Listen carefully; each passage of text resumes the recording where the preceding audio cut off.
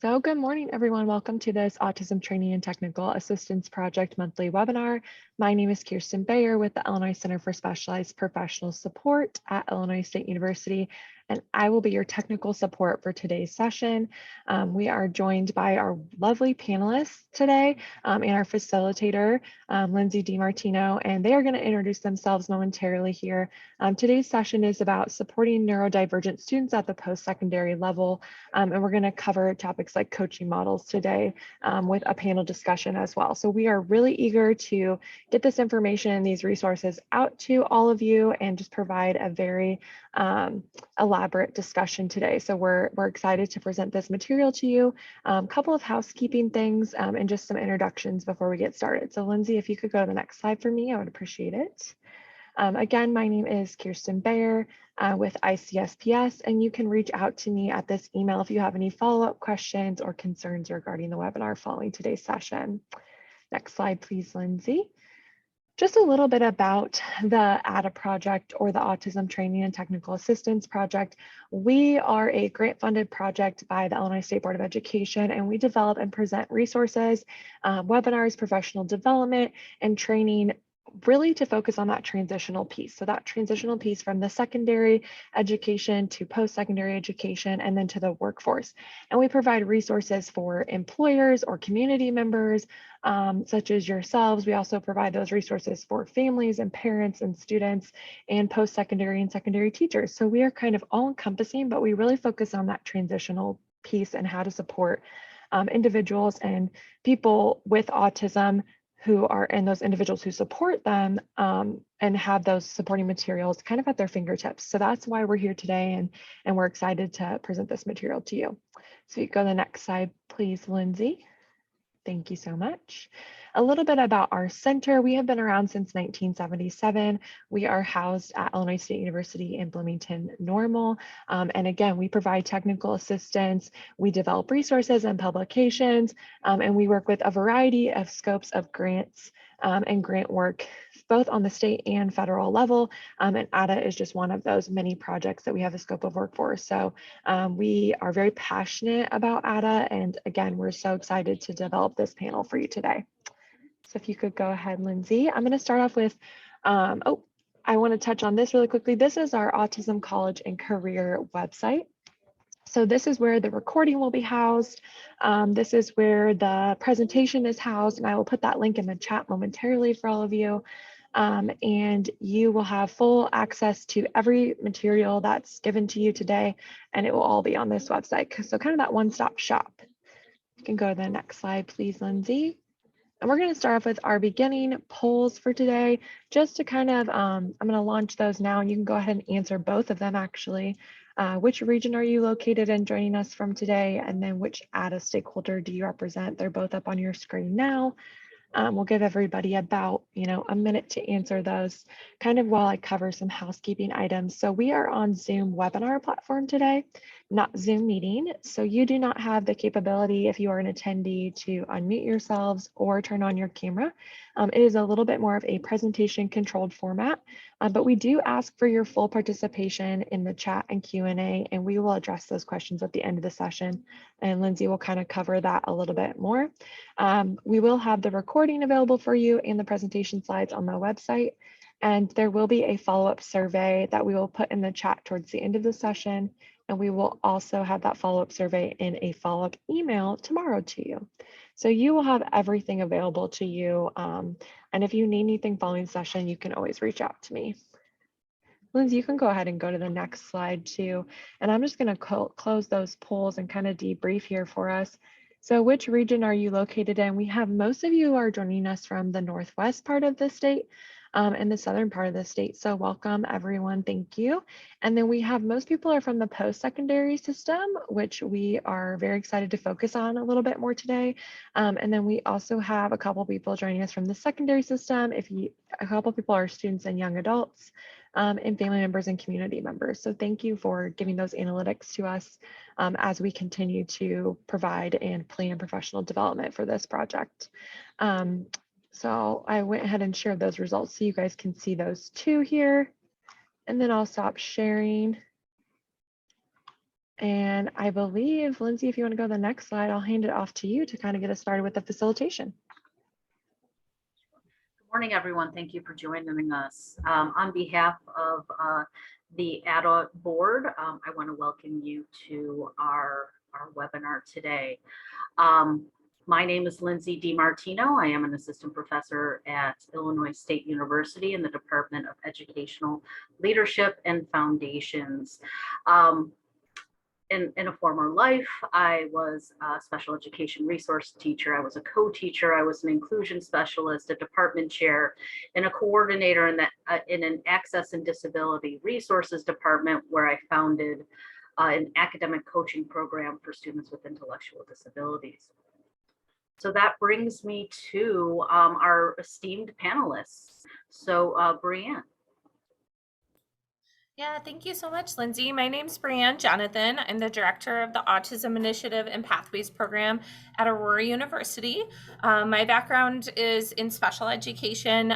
K through 12 is where I got my start. I also did some private clinical work for a little bit, and then did some educational and behavioral consulting for districts in the northwest suburbs. And then that brought me to Aurora University, where we are for the past two years have been researching and planning and just starting to launch the different aspects of our Pathways program here at Aurora University. Welcome, Brianne. Candy? Good morning, everyone. My name is Candy Barrientos Jimenez. I am a senior freshman admission counselor here at Aurora University. I work very closely with Brianne with our Pathways program and just kind of bridging admission and pathways here on campus. Thank you, Candy. Welcome. And Jill?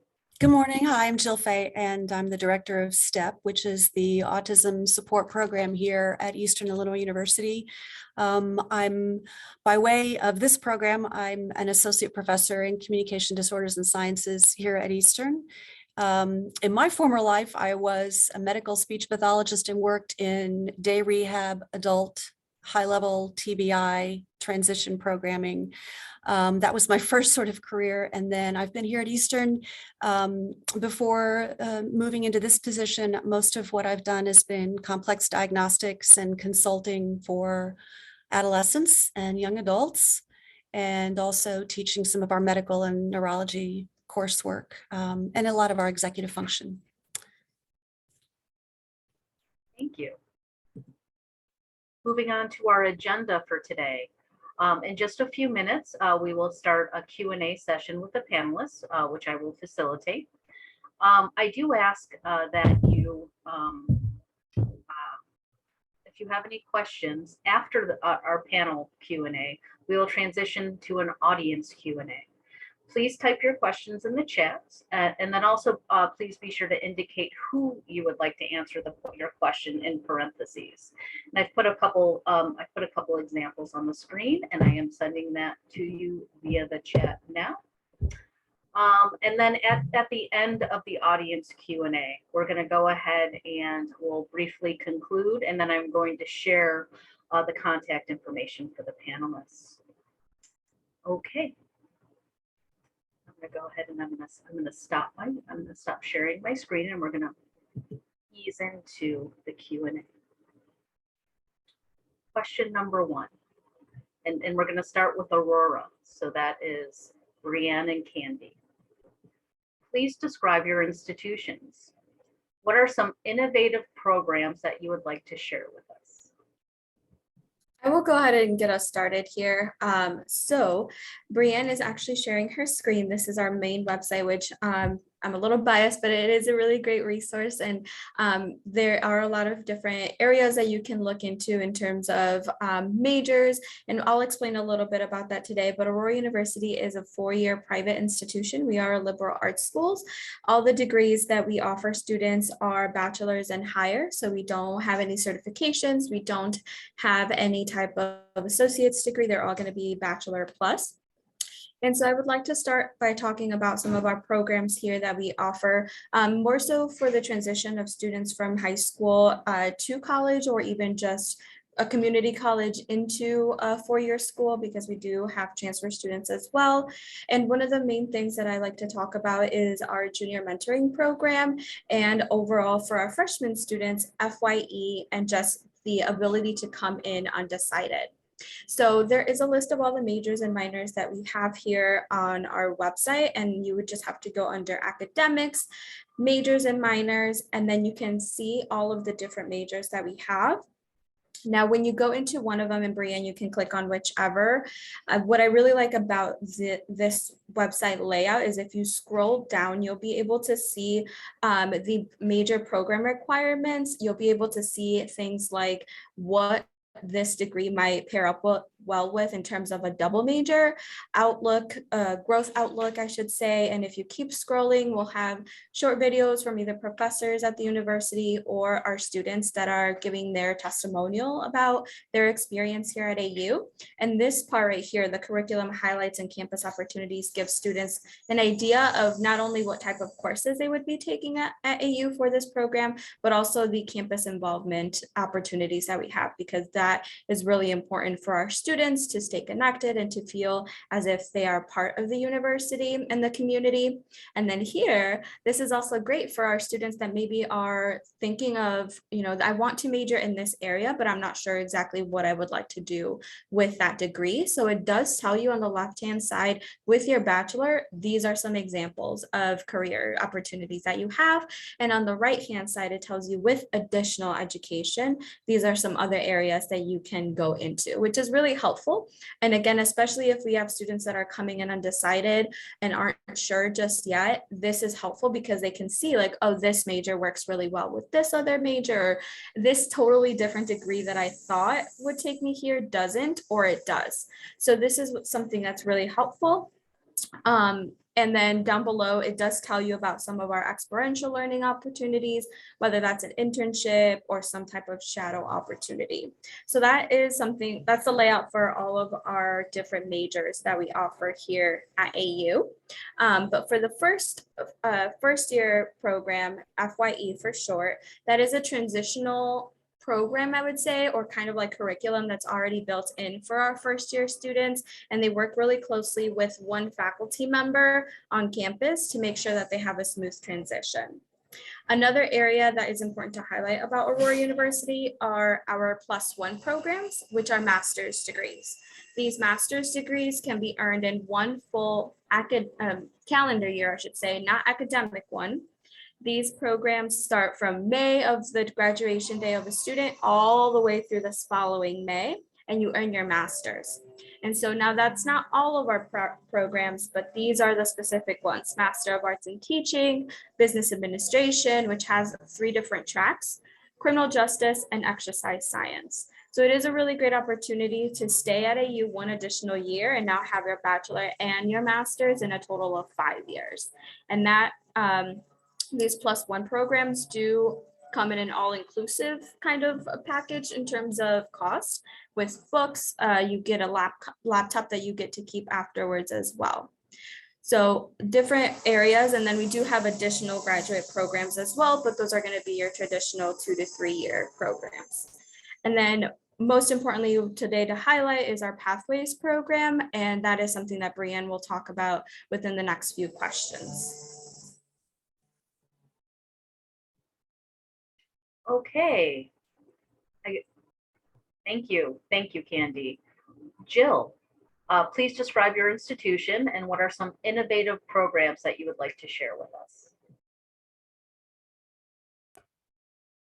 Thank you. So I'm coming at this from as a director of our program for students who happen to have autism. And so I am not your admissions counselor expertise, but I have been at Eastern this will be the start of my 18th year. We're a small, comprehensive regional 4-year university, and we offer, excuse me, Eastern has, I was looking up yesterday, 51 different undergraduate degree programs, 32 graduate programs. We have a number of graduate certificates available as well.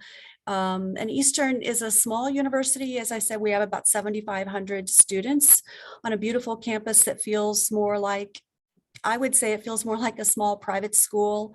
The faculty here, and I've been a faculty at this university in the classroom for, as I said, the last 16 years before moving to this program. We know our students. We pay attention to how they're feeling, what they're working up against, and how their lives are. And when family come here and meet and talk about what it's like for their student, I think one of the things that we always hear people comment on is that there's a personal attention and level of interest that we have and take in our students. We all in each department, we do our own advising as well as, so when students choose a major, they're coming from our general academic advising aspect and moving into that faculty. So we are people who've lived and worked in those particular areas. For example, in my department in speech pathology, each of us are not just a tenured faculty member, but we are also licensed practicing in our field. And so I think that that's something that you find throughout this campus. People are bringing a combination of real life experience plus the academic and theoretical background to the classroom experience. And Eastern is a little bit different as well. When you come here, the emphasis is very much on the classroom experience and the teaching of our content. Eastern is not the kind of university where you will see a TA or a graduate assistant in the front of the classroom. We are, gosh, I don't know, 98%, I would guess, and I was looking at that statistic even yesterday, are faculty taught. And that's a bit of a difference. And, some other universities, particularly larger ones, the emphasis is often on the research component. And we do that, and we are all moving through those pieces of contributing to our professions, whether it's through service or lecturing or developing content in the profession at large. But the emphasis at the end of the day is on how can we expand those students and get them ready for the end of the road, which really is not just that graduation certificate, but it's with the idea in mind of what comes after. And how can you apply this? And what are you going to do with this experience? And I think that's another thing that stands out to me. Well, I've been at other universities and I've been in the non-university world almost 14 years in healthcare. And so, from the perspective of how a system works, this by far has been my favorite place to live and work and be. And we have a number of students who return to campus after their bachelor's degree and come back seeking the opportunity here again and the experience here again and the collegiality as they return for graduate programs. Interestingly, the other thing that I find about Eastern is that a number of faculty are alumni of this program and this university. I myself did my undergraduate work here a very long time ago in a completely different field, and I thought I will never be back here ever. And I left and I lived in Chicago in the suburbs, and I lived in Northern Virginia in DC. And one day I found myself coming back here. And so it is, it's a lovely campus with a lot of very friendly people who, care about one another and pay attention to each other. And Eastern is consistently ranked as one of the best values for your money in this region and in the country. It's sort of a gem of a place. In my opinion. Thank you, Jill. Moving on to question number 2. What types of supports are available for neurodiverse students, both within your institution and through your department? And we're going to go back to Jill. I'll go back to my slides.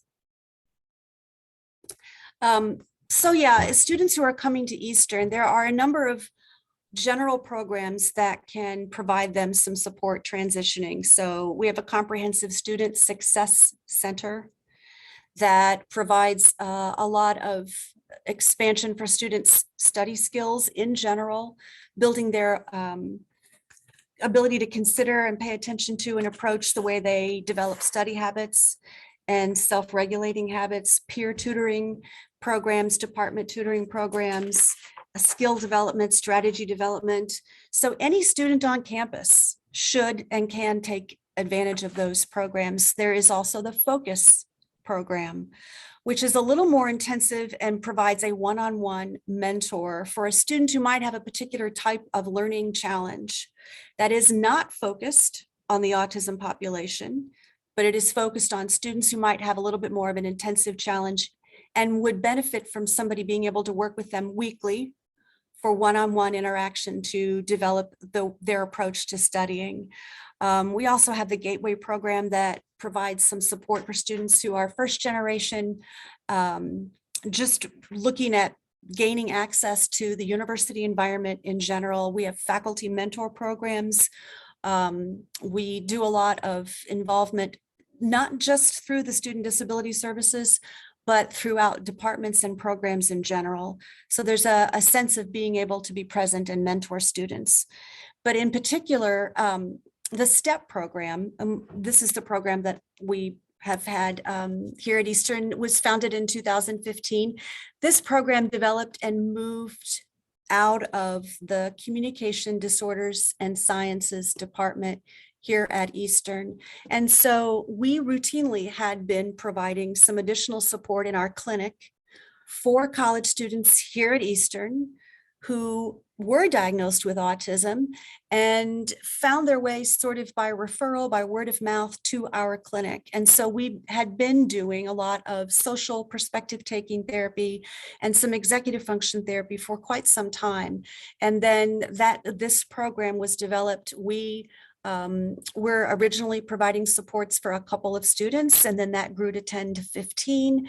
We are currently at about 28. Our program is capped at no more than 30 students in any particular year. And so our emphasis is on building insight, enhancing the students' skills, and developing strategies.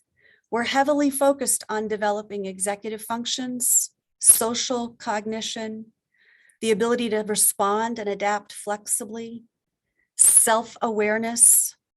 And we really have an end game of moving towards a coaching model and developing the student's ability to self-regulate. We look at the student along a continuum of where they arrive and where we want them to go.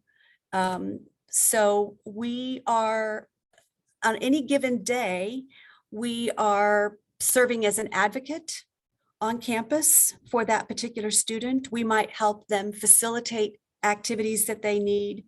We might help them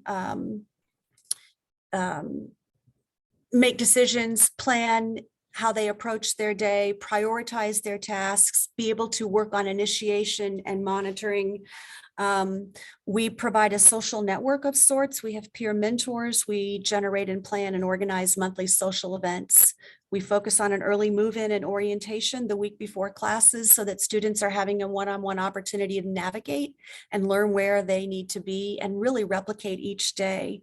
We do structured daily schedules, and we build into and around that student's schedule. We build into that a one-on-one weekly meeting to help facilitate planning and prioritizing. We build in 6 hours of study tables, guided and supported study tables. Everybody starts in a college 101 and then transitions to an academic engineering. Those are more rudimentary focuses on how to college, how to navigate D2L, email, prioritizing, what's an academic advising meeting, what are about office hours, what's email etiquette responding look like, how does it work to go to a study session. So how to navigate the world of college, but taught within the scope of someone in the autism spectrum. I do 2 specific work classes each week on executive function, one at a more rudimentary level, procedural EF, and the other at a coaching level. We have a social navigation class that's built on perspective taking and theory of mind, a work-life group for our students who are moving towards that level of transition. They're doing summer internships. They're thinking about applying to work. Some are paid jobs. Some of them are, when our work life, are graduating or they're leaving campus living and moving to an apartment. And we also facilitate their rec and leisure interests through a program that we've collaborated with some occupational therapy for. And so, you know, in any given week, we've facilitated about roughly 12 to 14 hours of programming that's structured around and between and infused into the students' academic class schedule. Our students are living here on campus in single rooms. They're free to choose and live in any residence hall that they would like. And so we do not have that approach of keeping everybody in the same area. That said, many of our students do opt to live their first year in a particular dorm residence hall. And we do a lot of orientation with that group, with everybody in housing, excuse me, throughout the summer leading into move-in and with the year. But we have students who are living in a variety of different places on campus. We have some who are now living off campus, a couple in university housing, and one has now shifted into living off campus in an apartment in town. I would say that our focus is very much infused by speech pathology in terms of it being more of a clinical model that's also bridged with a lot of counseling support. But at the end of the day, we move everybody starting from our full program. We move into our less intensive maintenance version. And that's really ultimately our goal. The goal is not to direct someone where to be and what to do and how to do it. That's a higher level of need that doesn't necessarily get us anywhere in the end. The end goal is that it isn't just a degree, but it's the ability to reflect upon yourself and to have an accurate appraisal of your own strengths and weaknesses, and then to facilitate those skills that you came here with so that you can apply them, not just in that classroom, but to yourself as you navigate campus or interact with the community at large. Find groups of people that you have the same similar interests with. How do you access those opportunities? How do you access and get experience, whether it's volunteer experience or paid work on campus? How do you do those things that you can then take with you and make your own decisions and evaluate the social landscape of the workplace? How do you evaluate the social and executive function demand of community living? As you know, I'm a parent myself. And, you know, I think at any parent, when you come at this, your goal is that your child achieves the most that they're capable of, but they feel self-affirmed and confident and capable. And so I feel like that's very much the way we approach things. And our goal at the end of the day really is for a person that feels fulfilled, I think. And I, you know, of all the jobs that I've had, this is really my favorite. It's very challenging, but very rewarding indeed. Thank you, Jill. Where they arrive and where they should go through facilitative services to fulfillment is what my takeaway with the STEP program, plus so much more. Thank you so much. Shifting to Aurora, Brianne and Candy, what types of support are available for neurodiverse students, both within your institution and through your department?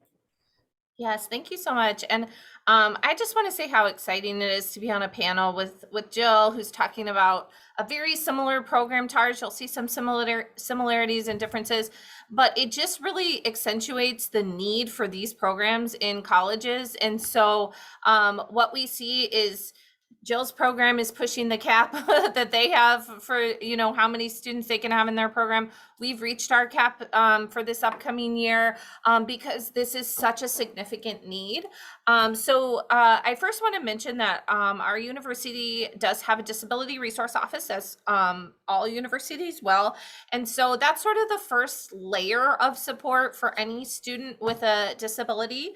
And the focus of the DRO, the Disability Resource Office, is really to provide access within the classroom, access to learning. They're the ones that students register with to get accommodations for learning, like additional testing time or alternate testing location or copies of notes after class or a note taker. All of that is through the Disability Resource Office. So that's really a first layer for any student with a disability, including students with autism. Our Pathways program that I want to highlight today really kind of goes beyond that with what I'm going to show you is several different layers of supports. And these are supplemental supports for success around and outside of the classroom. So Jill really mentioned the executive functioning piece. We focus on that. As well as social skills and independent or college living skills for students who have autism. And so I'm going to scroll down. I like to use our website just because if you want to check out our program, this is what you'll see. So if you go to aurora.edu/pathways, this is where you'll find the information I'm speaking about. I do want to mention, and I'll get to it in one of the later questions that will be asked, but Aurora University does not believe that college is a standalone experience. We realize it comes with two very significant transition from high school or community college into the university setting, and then transition from the university into the career and community setting. And so some of the programming I'll speak about a little later focuses on that transitional piece. But when students apply to and are accepted to the Pathways program here at the university, there's 9 layers of supports that we focus on. And so you can find that by going to the collegiate program tab here. And I'm just going to go through those 9 layers of support. So we start by having an individualized plan. This is similar but different from an IEP that they may have had in high school or in the K-12 setting.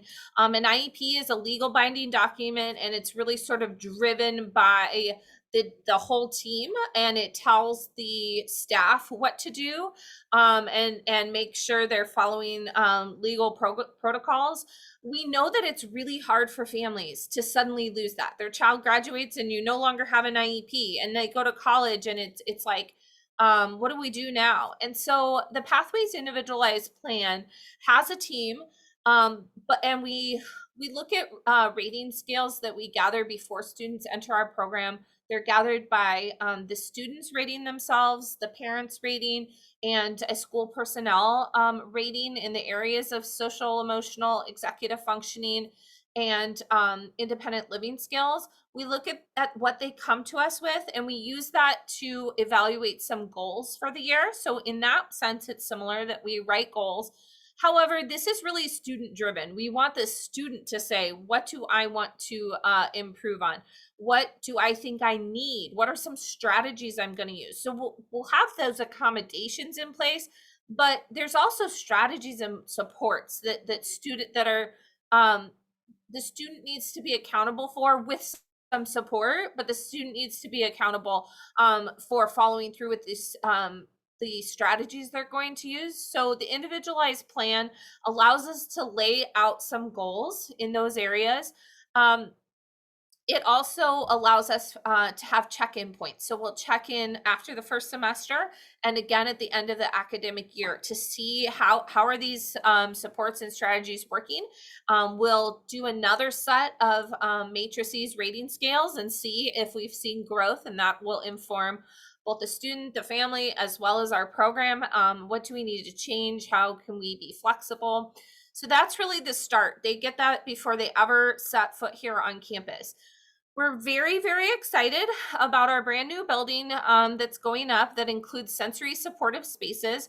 We also, like Jill mentioned, never want to silo our students with autism. We never want there to be an autism building or, a group that's just autistic students doing things. So we want it to be an inclusive space. So the building that's going up is a 5-story building. The first floor is all programming space and residential hall lounge area. The other 4 floors are residential hall rooms for both students in the Pathways program and students who are not in the Pathways program. It's an inclusive building. We use universal design supports. It's going to be unlike any other residence hall on our campus, or really that's been built. When you see some of the features, adjustable lighting, acoustic considerations with all of the material taken into place, reduce noise, adjustable and tunable lighting, adjustable shower heads, semi-private bathrooms. The paint is, even the paint colors we chose were based on research-based feedback from autistic individuals on the color palette that is most soothing and calming to them. We also have flexible seating throughout the entire building. In every space, there's multiple seating options. We chose fabrics and art that reduces visual stimuli and is soothing rather than bright patterns. So we're very excited about that space. Our students can also choose to live in any of our buildings. However, they're all kind of itching to get into this brand new one, as are many folks on our campus. We also have a social and recreational piece to our program. And this is where we provide weekly activities on campus as well as monthly activities off campus. These are inclusive activities, so it's not only for individuals with autism, but the main feature is that it's always supported by Pathway staff or peer mentors. So someone there to sort of help or just be a comfort in those social and recreational experiences. The students can choose which one they go to. They're not obligated to go to all of them. We realize they have really busy lives, but if they weren't coming to any, we'd reach out and sort of say like, hey, we want to get you involved here on campus. Another feature of our program, similar to Eastern's, is weekly meetings. We know that this is one of the biggest predictors of success for students with autism, is to have weekly meetings with a staff member from the program. It's really that safety net, making sure they're not falling through the cracks. And families love this. They know they're going to have a check-in with someone. Students love it. And it's not specific what we have to talk about. We could talk about academics. We could talk about social. We can talk about if they have an internship or a job. But it's that check-in, knowing that every week they're going to have a consistent check-in. We also have seminars, dependent on what grade level they're in. The seminar will vary. The first 2 years they're at school, the seminar is more focused on the hidden curriculum of college, sort of what does it mean to go to college? What are some of the things professors expect but don't say out loud? We say those things out loud for the students and talk about those. What does it mean when you have to, get into groups? How do you do that? How do you choose a group, and how do you contribute to a group in a balanced way? So we talk about all that. The second 2 years of seminar still have some of those features. We're still touching on them, but now we're leaning into the career portion. So we start talking about hidden curriculum in the workforce. We bring in employers to talk to our students. We do mock interviews. We have them working on their resume. We have them putting together a portfolio with their strengths and maybe some unique needs or that they may have at the job, so that they can present that to their future employer right off the bat. We also have study table time, very similar to what Jill mentioned. We know that students with autism often benefit from a structured time and place to do work. Sometimes when they leave the classroom, go back home or to their dorm room, it's gone. It's out of their head. School's done. So this provides that structured space. We also have peer mentors there, Pathway staff. They can arrange for tutors through our academic Center for Student Success. Study tables are, I think even a lot of our students are very excited about this because it gives them that sort of, I know I have to do it during this time. It can be as supported as they need or as independent. They can check in and say, hey, Brianne, I'm here to do my history assignment. This is what I'm going to do. Great, go ahead. Or it can be, hey, I have 3 projects due this week and I have no idea where to start. And so we can step in and help support them. All of our students is paired with a peer mentor that is a junior or senior here at AU. It's really important for them to have that peer connection. We know that we, as adults, we can say things over and over and over again, and then sometimes the peer says it one time and it just resonates with the student. It's also sort of a safe peer relationship to ask questions about what's going on at the university. Have you ever had this professor before? I don't understand what they mean by this. So it's a great opportunity for students to connect with other peers on campus. The peer mentors are both neurotypical and neurodiverse students, so we have a mix, and they often go with us on the social and recreational outings and activities. During junior and senior year, our students have a career exploration experience. It's paired with our junior mentoring program that Candy mentioned, but it really takes it a lot deeper. We know that students with autism need concrete experiences. So when we talk about even college or a job, those are abstract thoughts until you've experienced it. So this is about students researching different fields they're interested in, getting on site, meeting with community members from those fields, visiting the locations, potentially, hopefully getting a long-term internship there. And ultimately having something to put on their portfolio saying, I've researched, I've been there, I know what it's like, and come out of it with a concrete understanding what the workforce may be like. And then our final piece is faculty and staff support. We're continually working to educate and collaborate with our faculty and staff for our neurodiverse students. We do workshops, professional development, film screenings. We invite them to all sorts of activities here on campus with our students. But we also will bridge that gap. If a student feels like they need to meet with a professor but doesn't know how or wants someone there with them, we can help do that. If a faculty member reaches out and said, the student's really struggling in my classroom, I need some support, we can help bridge that. We can do kind of covert observations in the class. No one knows who we are, so we can go in and sit there, take some notes, maybe give feedback to both parties. Like, hey, professor, it might really be helpful if you have an agenda up at the beginning of every class. Hey, student, did you notice that every other student has their book out at the beginning of class? Sort of notice those things from a neutral perspective and give feedback. So those are the 9 main features of the Pathways program here at Aurora University, and I'll tell you a little bit more about the transitional pieces later on. Thank you, Brianne. So the Pathways program, I was really struck by the initial support coming in with students straight out of high school who have an IEP, and then transitioning to this individualized plan with check-ins throughout the academic year. That brought me to, my mind went to, my special education background, and especially being a case manager and writing IEPs. I want to encourage folks in the audience who are listening today to work with their transition specialists, their counselors, their IEP case managers, to really look at those accommodations and encourage the student to drive the accommodations to transition into post-secondary institutions. It is something that is frequently missed because sometimes some of those accommodations don't transition well to post-secondary institutions. So if we can get in front of that, the transition experience will be better for all students. Thank you so much. So that takes me into question number 3. And we're going to start with Aurora, Brianne, and Candy.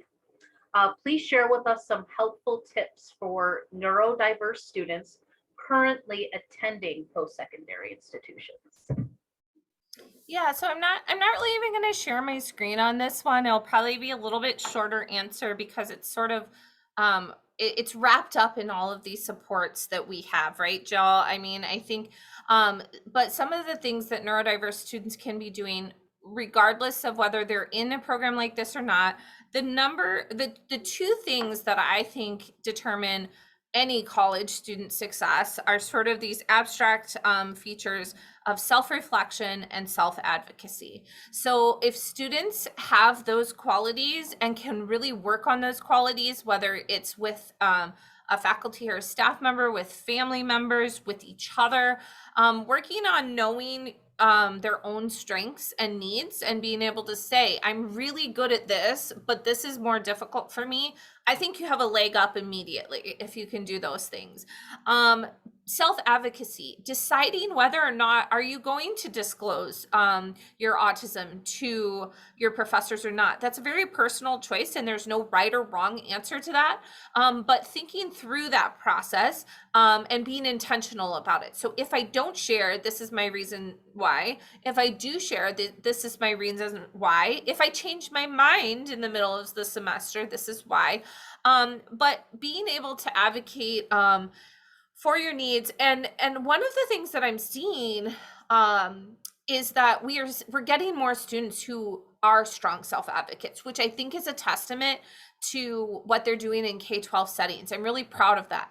However, I think Jill alluded to this a little bit, like what is an appropriate way to email your professor if you're not understanding something? So there's self-advocacy, and then there's sort of the social expectations of self-advocacy. How do you address your professor?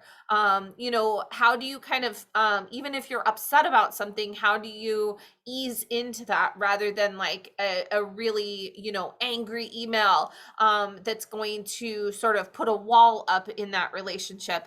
And so I think even self-advocacy, you know, has its nuances. So, you know, I recommend things like having someone read over an email that you're going to send your professor before you send it. That's good for everybody.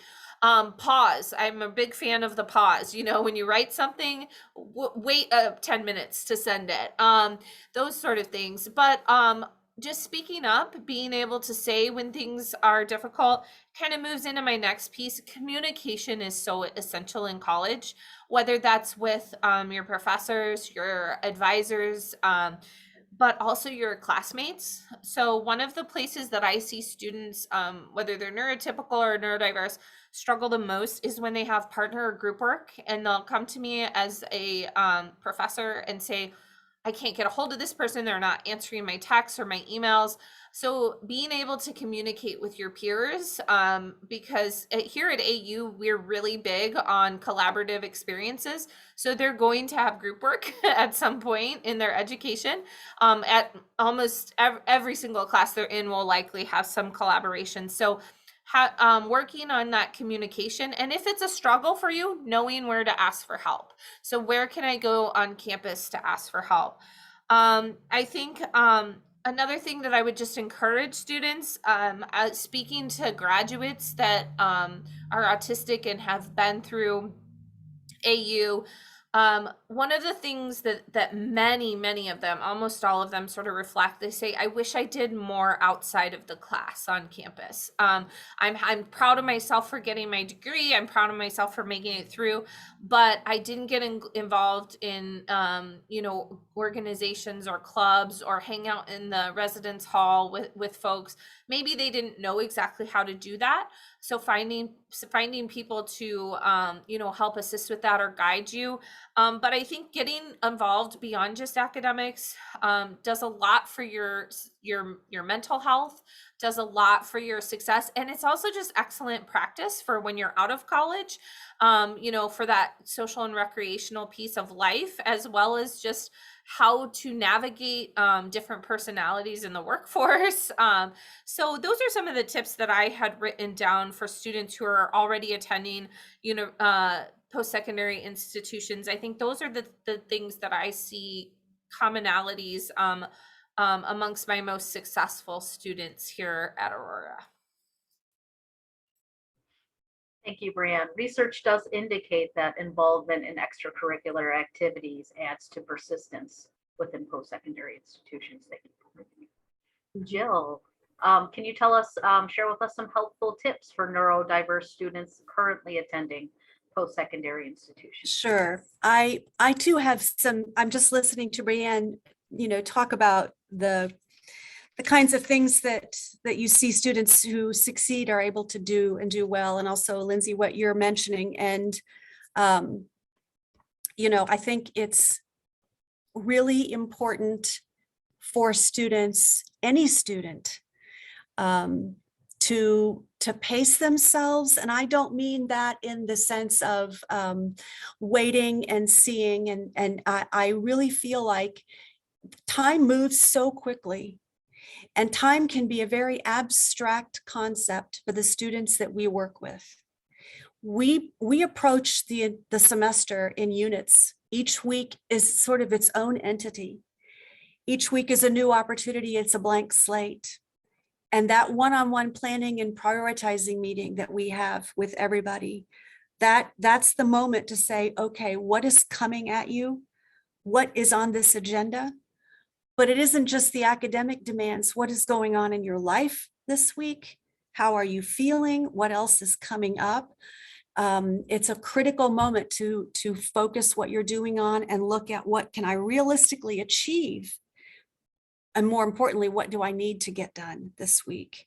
So we try to put concrete markers so that there's an element of time that's moving forward. Sleep, when I was trying to think, what are the helpful tips for current students? A few years ago, it would never have occurred to me to talk about the importance of sleep. I can tell you that students across campus are struggling with this, not just the students that I work with and that we interact with in this program, every student.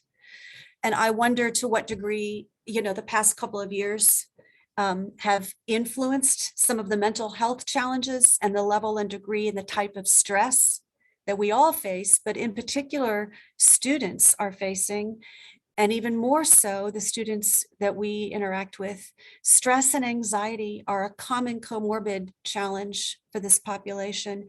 And it's my observation that it has become much more heightened and concerning. So the aspect of getting out of your room, you've got to go to class, you need to get out of your room, whether that's even just in the dining residence hall. Our program is open all the time. It's sort of a landing space, really, even when we're not doing our programming, even when you're not scheduled and built in time, even when it's not study table time. This is their space to at least be out of here. At least also, we have the weekly interactions with our peer mentors. That student has a one-on-one peer mentor for the entire year. And, that is at least something. But trying to be present and engaged is a really critical component of being a successful college student. And Brianne, you'd mentioned also for students to ask for help, to talk about what they're good at and what they need help with, but then go seek those supports sooner rather than later. A lot of students, we facilitate even how to go to a tutor. See, that's another one of those abstract concepts that, you've mentioned. We have a mantra here: state the obvious. Whatever is assumed, say it, be concrete, be overt, be explicit. How to get and find and access those other supports on campus. Start sooner than you think and communicate early and often. Many of our students struggle to understand what somebody else might need to know from them, so they don't share key information, such as I need to leave Thursday at 2:00. That's when my ride is going home for spring break. So I won't be able to start my exam at 1:30 because I'm leaving at 2. So how to think about some of the social demands really play into, and hamstring some of our students in terms of being able to be successful. I'm not even talking about the aspects of studying or, doing note-taking and effective reading and critical thinking. I'm not even thinking about that. These are some of the key things that I think any successful student really has to be able to do. And speaking of critical thinking, I can't emphasize the importance of that enough. Preparing yourself and being successful at the university level means doing more than reading over notes. It means doing more than skimming over the content. You have to actively engage with the material to be able to explain it, compare and contrast it, differentiate concepts, analyze the work, and then you're going to have to go into a group of other students and apply what you are learning. And so those things, I think in general, perhaps have become difficult. We've all had a different type of learning that's gone on for the past couple of years, and I've observed a shift in students overall. And I think, and I didn't really mention this, but the idea, Brianne, when you were talking about there is no more IEP, that can sometimes, really be a bit of a shock for the student, for the family. And of course, there are the academic accommodations, but a program like, Brianne, what you have developed there and what we are producing here and what any university across this country, this is, more intensive supports. There's no more modification. There is no modification. This is college learning, period. So you need to kind of think about that and be prepared. you know, we're behind the scenes infusing individually tailored. We're also doing the same, you know, collecting a lot of diagnostic information on the front end, and we are interacting with faculty, and we're, you know, doing rating scales and assessment and standardized questionnaires and all of these things to build up many diagnostic profiles. So we know where you start and we know where we need you to get to towards the end. And so we're benchmarking that during the semester. At the end of the semester, we're making new recommendations. So there's a lot that a program like us and you, there's a lot that we can do. But at the end of the day, that student has got to have some ability to pace themselves, get regular sleep, manage yourself on a daily basis. You've got to leave your room and go to class. And I think perhaps more than anything, that idea of self-appraisal is so essential. It's one of the biggest challenges that students who have autism face, though, to be honest. Self-appraisal can become quite skewed or vague or sometimes inaccurate in an individual who struggles with social cognition, because it also impacts self-appraisal. The same neural networks that interfere with social cognition are the same neural pathways in your brain that disrupt self-appraisal. So to be able to advocate for yourself and to regulate yourself hinges upon how well you know yourself. And, you know, when you, Linsay, when you were speaking about, you know, in the secondary ed, when that student needs to be present in those transition meetings and thinking about, we need our students in high school to really begin to understand themselves from an ownership perspective with realistic information. That's a hard line to toe. It's a hard thing to do, to have a realistic but supportive and yet productive conversation about what's coming. What do you need help with? What kind of supports do you currently have? What exactly are you going to need to do when you get to that college? And well, furthermore, is that opportunity going to be a realistic one for you? I've got my signal to stop. I got on my little soapbox there. I could go on and on about those things, so I'll stop. I think that's a perfect transition into our next question, Jill, which you're going to start, which is, please share some helpful information for future students and families. What are some tips for navigating higher education landscapes? Mm-hmm. Well, I led off with sleep. Again, a few years ago, I would never have imagined that might be something I would want or need to talk about. Sleep can disrupt cognitive function. It disrupts mental health.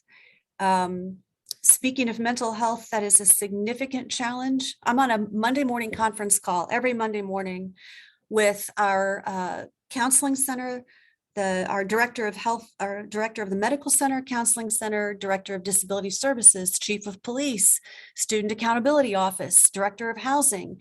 Every Monday morning, it is really disheartening and worrisome, the number of students who are facing mental health challenges on college campuses. Never mind adding autism into the mix. So students need to be able to go to sleep. They need to be able to reliably manage their own medication regime. They need to, if you've got any counseling on board, keep it. Maintain the counseling support services your student is familiar and comfortable with. Any university, of course, will have a counseling center, but they are strapped. And there's a shortage of being able to hire nursing staff, counseling, therapists. It's a significant problem. So those are critical things to think about. Your student should be practicing and becoming reliable at setting and responding to alarms. And when I talk about developing habits and skills like this, they take weeks and months to really become internalized and reliable. They say it takes 10 days to build a habit, and I would argue probably twice as long. And in this population, I would quadruple that time. A student will not magically develop the ability to do any of these skills once they're dropped off at college. It does not happen. these are some of the things that I share with parents in pretty open, honest conversation. Students who are juniors in high school now, seniors, they need to be developing these skills to the best of their ability. Practice communicating, responding to text messages, email. We do a lot of interaction on a daily basis with our students. Whether it's checking in to see, hey, you're not at study tables, is everything okay? Or the peer mentor saying, is it all right if we push dinner back till 5:30 today? I'm getting out of this thing late. So being able to communicate is essential. And that's a challenge, because if your social cognitive perspective taking skills don't help you intrinsically understand that other people think about you, other people have questions about you, so you need to communicate and share with them. So that's another skill. Start monitoring. One thing that I think is really difficult is that a student sometimes can arrive at college and they've had other people helping monitor, check, confirm, double check. They've had other people remind and prompt and suggest and clarify. They've had other people say, look, write this down, put this over here, copy that from the board. So your brain needs to have the opportunity to practice and develop those skills. Those are attentional and monitoring skills. And the really complex neural pathways involved in developing executive functions, those EF skills don't fully mature in a neurotypical individual till about 25. And they are not only dependent upon neural maturation, they are dependent upon the opportunities to routinely practice, and that means doing it. It's sort of like you don't theoretically learn to tie your shoe. You have to tie the shoe over and over and over and over again. And so I think developing and refining executive function skills is really critical. And it's a challenge because right now our educational system has not yet completely found a good way to merge. There's a all or nothing kind of approach. Here's all the support. Now we're going to remove it, do it on your own. And it doesn't work that way. So there's a bit of a gap, even in the literature for executive function of how to do that well. So it's a challenge. I think the other thing to make college concrete is to visit. We are fielding visits year round. We probably, to be honest, we probably have, this year, 10 times as many people visiting and applying as we have spots for. For the fall of 23, which is a year out, I already have a full spreadsheet of people coming and visiting. I've also now begun to field questions from parents who are looking at fall of 24. So visit, bring your student, bring yourself, let the student wander through and walk into classrooms and come have conversations. You want to find out early what your student really feels and what do you feel about that campus and those people and the experiences. And I think the other component, again, I cannot emphasize enough, is that this is just university. So there is no special education department for a student. There's no IEP. We're very individualized here. Like I write specific reports and goals on every single person. I'm collaborating and talking with faculty to educate and advocate and facilitate. And we also, about a third of our students, we make referrals to our clinic, and they also would have some additional high-level language processing or verbal reasoning or social cognitive therapy. But at the end of the day, you are going to go write 10-page papers. You are going to read multiple chapters. You are going to do group projects, and you will be in front of a class giving a presentation.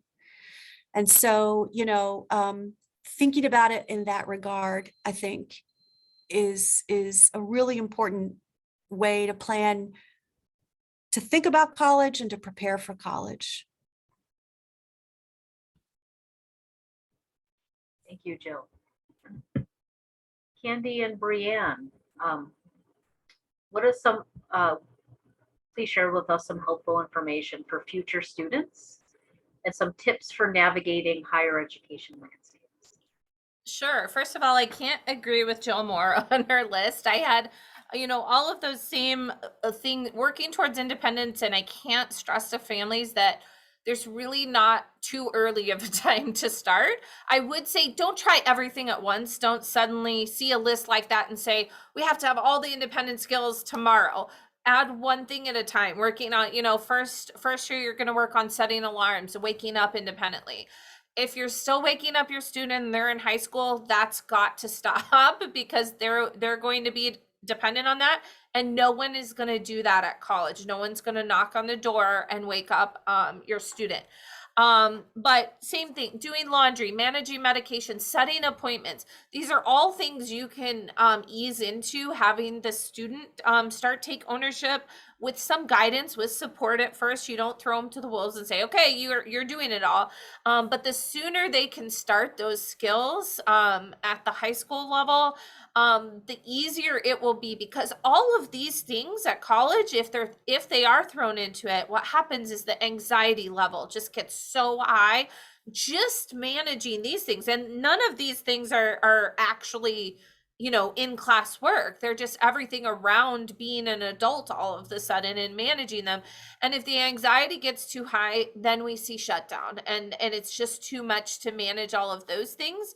So if they can come in with some of those skills, of course, we still support and help them make plans and think through them. But certainly if they come in, they've got a leg up and their anxiety is most likely going to be decreased.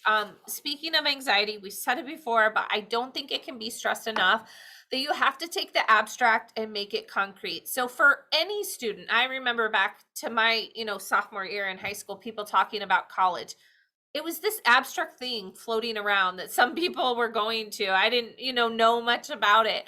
And so how do you make that concrete? Joe mentioned college visits. Go to big schools, go to small schools, visit admissions counselors, talk to them, ask to talk to a faculty member in the departments that your students might be interested in. I've even had students come sit in on some of my classes before, see what that's like, look and see. And a lot of students will say, and I'm sure this is true of Eastern, I know it's true here at AU, that they'll kind of land on a place and they'll say, that just felt like home to me. Like they get to one of those places and they meet with the faculty and staff, and they feel the campus, they see it, and they go, yeah, I get it now. It's concrete to me. At AU, we do have, we realize that need for concrete experiences is so significant that we've developed some programming to help with that for students who are currently in high school or transfer students. If on our page, on our Pathways page, you can visit the Camp Spartan college preparation program for students. This is a 12-day summer camp where students take part in academic, not credited because it's too short of a time. They'd have to be in class the entire time, and we don't want that. But they are taught by college professors. The coursework is differentiated because there is a range of age and grade levels in the camp, but they get to choose from a couple of classes each week in the program. Then we have them eating in the dining halls, so they get used to that, being on campus. If they're part of the residential camp, we also have a day camp, but if they're part of the residential camp, they stay in the residence halls here on campus, they shower here. It's like that being a college student for 12 days and testing out the waters. We also have in the afternoons and evenings social and recreational experiences for them. And we try to make it very age appropriate. What would college students be doing? We're very, very fortunate here at AU that our faculty and staff are so committed to our Pathways program. They cannot wait to get involved. I get hundreds of emails every year. What can I do for Pathways Camp? How do I get involved? Which is awesome because future students actually get the chance to meet with faculty and staff members here on campus. So this is an option. There are other options like this out there. I think it's great to try something if you're able to do that. We also have sort of in conjunction, students can do one or the other, but many do both. We have a college connections program. College Connections program runs from September through April of the school year, and these are the things it's really just about staying connected to a college campus. So we have on-campus enrichment experiences that could range from, hey, there's a theater, there's a event that the theater's putting on, let's go as a group, you're invited, or sometimes we do our own craft nights or game nights. Every month we have an off-campus outing and social group led by Pathway staff. So we may go bowling, we may just go out to lunch. Last weekend we went to downtown Batavia near us and just kind of walked around, went to McDonald's, walked down by the river, and they hung out, and we thought, man, this is like, they're really just being teenagers socializing. It was so fun. And every month the students in our College Connection program have a check-in with Pathway staff online to just, stay in touch. What are your thoughts about college? What questions do you have?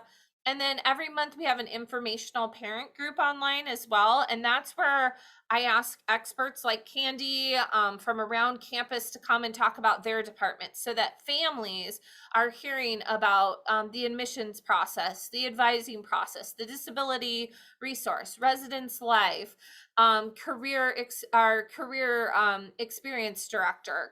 They come and talk about all of the areas on campus so that families aren't coming in blind either.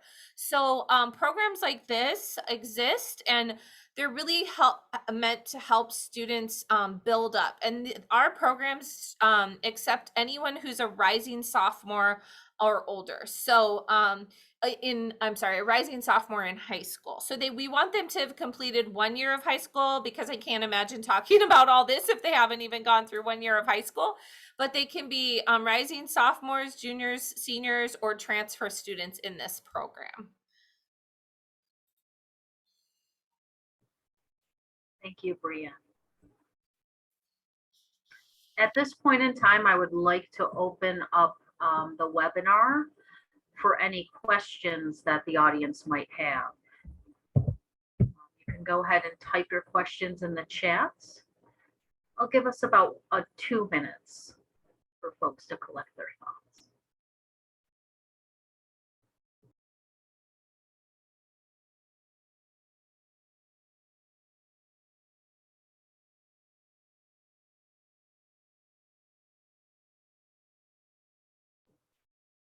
While we're waiting a few minutes for participants, I have a question.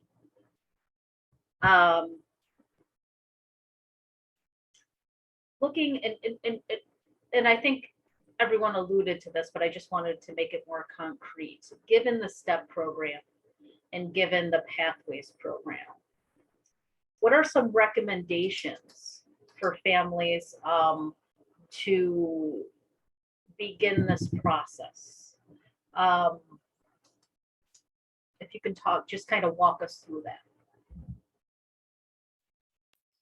I'll say that again, starting early. So just visiting AU's campus, and you can do that at any time.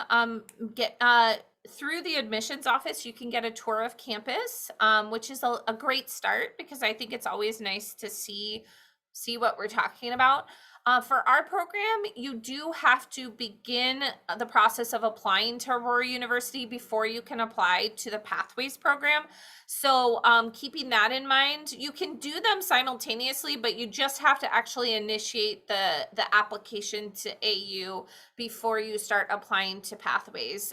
That's the collegiate program. Our other programs I mentioned, the summer camps and College Connections, you can just reach out to me and go through that process. We do have an extensive application process. We want to make sure it's a good fit for both the student and the school, and that does entail an interview with the student, meeting one-to-one with them and with their families. So I think really just visiting the campus, but if you're really ready to apply, make sure you start the application and check the admission requirements for Aurora University to make sure your student's likely to get into AU, because they have to get into Aurora University to be in the Pathways program.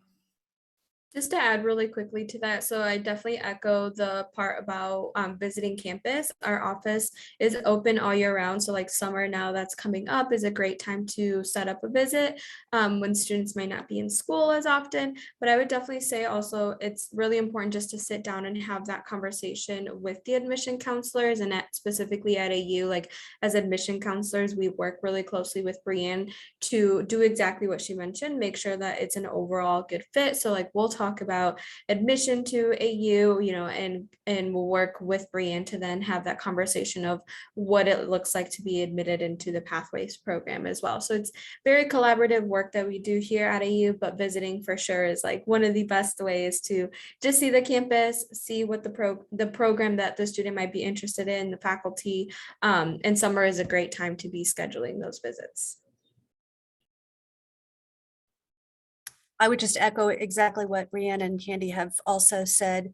We also are looking at a fairly extensive process. And so our goal is to be a good fit in terms of the services that we deliver and the philosophy and the approach of our program. We want that to match the level and type of need a particular student has. And so there are students who might have a higher level of need. There may be students who are not yet transition ready for the collegiate environment. And I think it's really important to think about, look at the admissions criteria for the university and understand that your student will, of course, be applying to the university and going through that process. And yes, we also want the student to have begun that application process to Eastern. We welcome visits and conversations about our program and the student all the time. And then, when you begin to fill out our application materials, and we are looking for also a fairly current neuropsychological assessment. And so those, if it's a couple of years old, fine. But if it's been a while since your student had that would be something else to look at getting scheduled.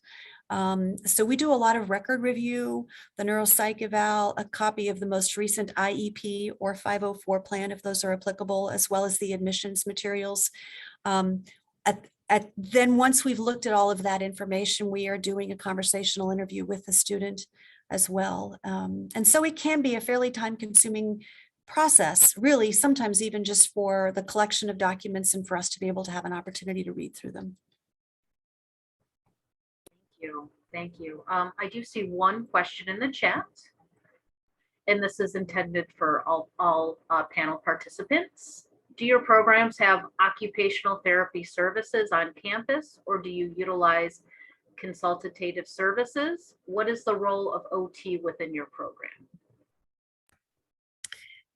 Eastern does not have an OT program per se. One of our board members is an occupational therapist and actually has been a former colleague of mine.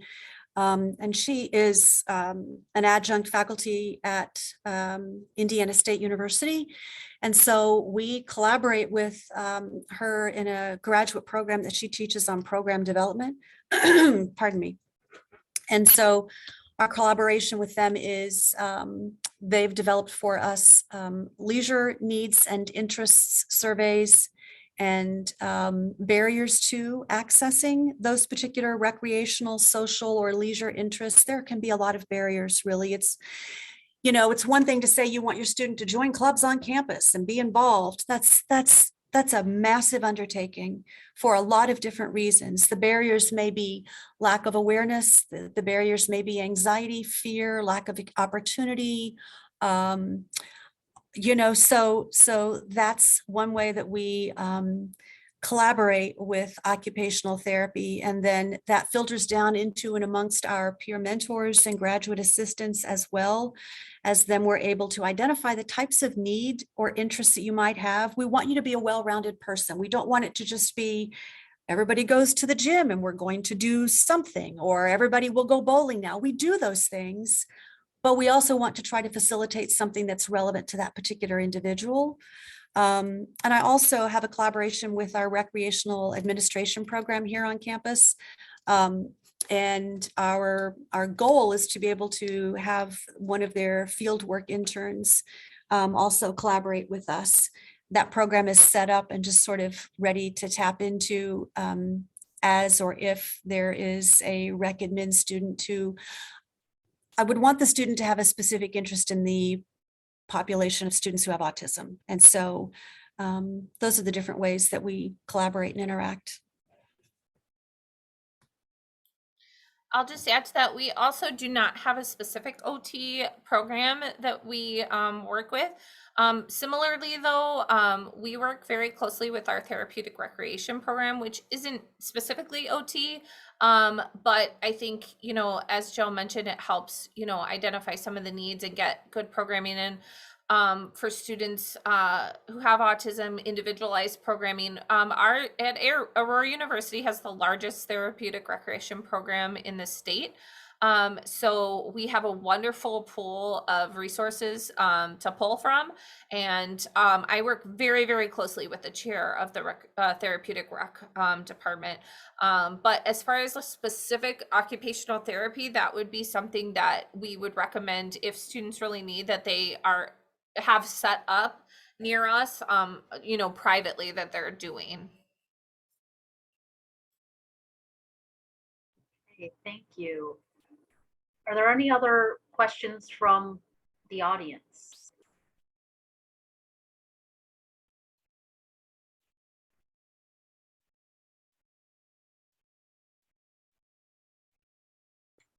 Okay.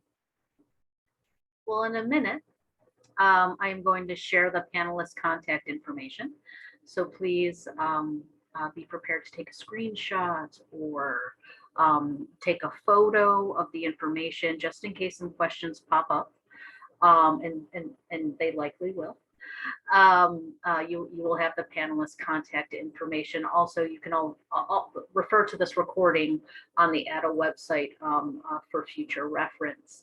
But before that, I want to thank all of the panelists: Jill from Eastern Illinois in the STEP program, Brianne and Candy from Aurora, and the Pathways program, for sharing information not only on their programs, but practical insights for current, future students and families. So thank you very much. At this point in time, I'm going to go ahead and transition to the panelist information, and we'll leave that on the screen for a minute or two. But I want to thank everyone for attending, and good luck on your transition to post-secondary institutions.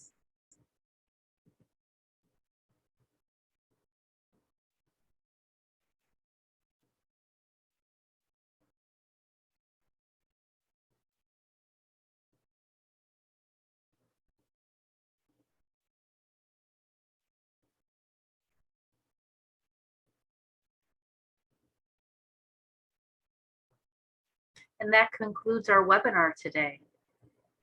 Thank you again to the panelists and to the audience members. Have a great day.